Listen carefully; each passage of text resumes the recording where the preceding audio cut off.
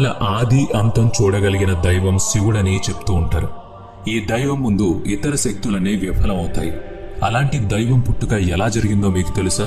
అతని తల్లి ఎవరు, అతని తండ్రి ఎవరు, అతని గురువు ఎవరు, అతను ఎవరికి గురువుగా మారాడు? ఈ రోజు మన వీడియోలో ఈ వివరాలన్నీ పూర్తిగా తెలుసుకుందాం. దీనికోసం మనం శివపురాణానికి సంబంధించి అత్యంత ప్రాచుర్యంలో ఉన్న కథ గురించి చెప్పుకుందాం. శివపురాణం ప్రకారం శివుణ్ణి స్వయంభూవుడు అంటారు. అంటే అర్థం అతని పుట్టుక స్వయంగా జరిగింది. అతనికి తల్లి తండ్రి లేరు. అలాగే శివుడికి మృత్యు భయం కూడా లేదు, అంటే మరణం లేనివాడు. విష్ణు పురాణంలో శివుడి పుట్టుక గురించి ప్రాచుర్యంలో ఉన్న కథ గురించి ఇప్పుడు చెప్పుకుందాం. విష్ణువు నుదుటి నుంచి వెలువడే కిరణాల నుంచి శివుడు పుట్టుక జరిగింది. అతని నాభి నుంచి బ్రహ్మ పుట్టాడు. విష్ణువు జననం గురించి శివపురాణంలో మరో కథ ఉంది. ఒకసారి శివుడు తన కాళ్లని మర్దన చేసుకుంటూ ఉన్నాడట. అలా మర్దన చేసుకుంటున్నప్పుడు ఆ మురికి నుంచి విష్ణువు జన్మించాడు. అదే నిజమైతే విష్ణు పురాణం శివపురాణం వేరువేరుగా ఉన్నట్టే శివుడి జననం గురించి కూడా మరో కథ ప్రాచుర్యంలో ఉంది. బ్రహ్మ విష్ణువు మధ్య ఒకరోజు చర్చ జరుగుతోంది. ఆ సమయంలో మండుతున్న ఒక అగ్నిగోళంలాగా మహాదేవుడు వాళ్ళ మధ్యకొచ్చాడు. వాళ్ళకి అలా ఎందుకొచ్చిందనే రహస్యం తెలియలేదు. అప్పుడే అకస్మాత్తుగా ఒక పెద్ద శబ్దం వచ్చింది. ఎవరైతే ఈ స్తంభానికి అంతం ఎక్కడుందో కనుక్కుంటారో వాళ్లే గొప్పవాళ్లుగా గుర్తింపు తెచ్చుకుంటారని చెప్పాడు. ఈ మాట వినగానే బ్రహ్మదేవుడు ఒక పక్షి రూపం తీసుకున్నాడు. ఆ స్తంభానికి దారి కనుక్కోవడానికి బయలుదేరాడు. మరోవైపు విష్ణువు వరాహ రూపం ధరించి స్తంభానికి అంతు ఎక్కడుందో కనుక్కోవడానికి బయలుదేరాడు. చాలాసేపు వెతికాక కూడా వాళ్ళిద్దరికీ స్తంభానికి చివర ఎక్కడుందో దొరకలేదు. ఇద్దరూ ఓటమిని అంగీకరించి వెనక్కొచ్చేశారు. ఆ తర్వాత శివుడు తన అసలు రూపంలో వాళ్ళిద్దరికీ కనిపించాడు. దీంతో బ్రహ్మ విష్ణువులిద్దరూ శివుడే గొప్పవాడని నిర్ధారణకు వచ్చారు. ఇంతకు మించిన శక్తి ఎవరి దగ్గర లేదు. ఈ స్తంభం కథ శివుని జన్మ గురించి కానీ శివుని అంతం గురించి కానీ తెలియజేయలేదు. అందుకే శివుణ్ణి స్వయంభూ అంటారు. శివుడికి అంతమే లేదని అంటారు.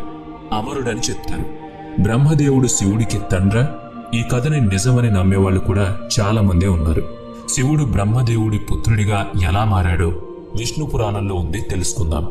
భూమి, ఆకాశం, పాతాళం నీటిలో మునిగిపోయి ఉన్నప్పుడు విష్ణుమూర్తి మినహా ఇంకే ప్రాణి ఈ లోకంలో జీవించి లేదు.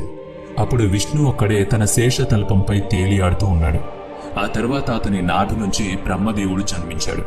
విష్ణువు, బ్రహ్మ ఈ విశ్వం గురించి మాట్లాడుకుంటున్నప్పుడు అప్పుడే శివుడి ప్రస్తావన వచ్చింది.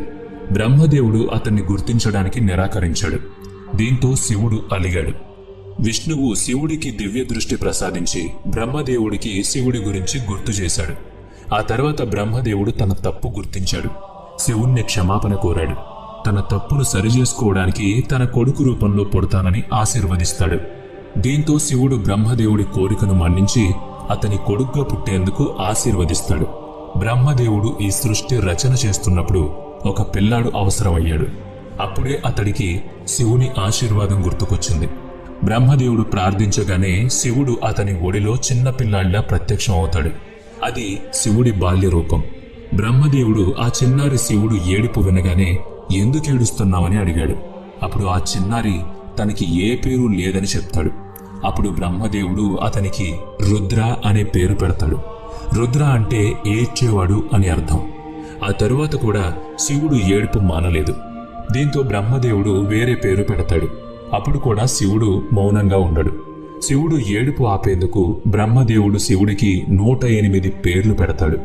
రుద్రుడు, శర్వుడు, భావ్, ఉగ్ర్, భీం, పశుపతి, ఈశాన్, మహదేవ లాంటి పేర్లున్నాయి. శివపురాణం ప్రకారం ఈ పేర్లన్నీ భూమి మీద రాసి పెట్టారు. దీని తర్వాత శ్రీమతి మహాదేవి పురాణం గురించి చెప్పుకోవాలి. ఈ పురాణంలో శివుడి తల్లి తండ్రి గురించి చెప్పడం జరిగింది. ఒకసారి నారదుడు తన తండ్రి బ్రహ్మదేవుణ్ణి అడిగాడట, సృష్టి నిర్మాణం ఎవరు చేశారు అని. సృష్టికి కారణమైన మీ ముగ్గురి తల్లిదండ్రులు ఎవరు అని. అప్పుడు బ్రహ్మదేవుడు ఈ ముగ్గురి దేవతల పుట్టుక గురించి చెప్పుకొచ్చాడు. దేవి దుర్గా శివస్వరూపుడైన బ్రహ్మల ద్వారా బ్రహ్మ, విష్ణు, మహేశ్వరులు పుట్టుక జరిగింది. అందుకే దుర్గాదేవి మా ముగ్గురికి తల్లి అని చెప్పాడు. సదాశివుడు మా తండ్రి అని చెప్తాడు. బ్రహ్మ విష్ణు మధ్య జరిగిన వాగ్వాదం కూడా ఒకటి ప్రాచుర్యంలో ఉంది. ఆ కథలో వీరిద్దరి మధ్య ఘర్షణ జరుగుతుంది. ఈ సృష్టికి నేనే కారణమని బ్రహ్మదేవుడంటే నేనే మీ తండ్రిని, ఎందుకంటే మీరు నా నాభి నుంచి పుట్టారు అంటాడు. నెమ్మదిగా వీరిద్దరి మధ్య వాగ్వాదం పెరిగి పెద్దదవుతుంది. వీళ్ళిద్దరి చర్చ విని సదాశివుడు అక్కడికి చేరుకుంటాడు. నేనే 2 పనులు అప్పచెప్పి మీ ఇద్దరిని ఇక్కడకు రప్పించాను. నాకు పంచముఖాలున్నాయి.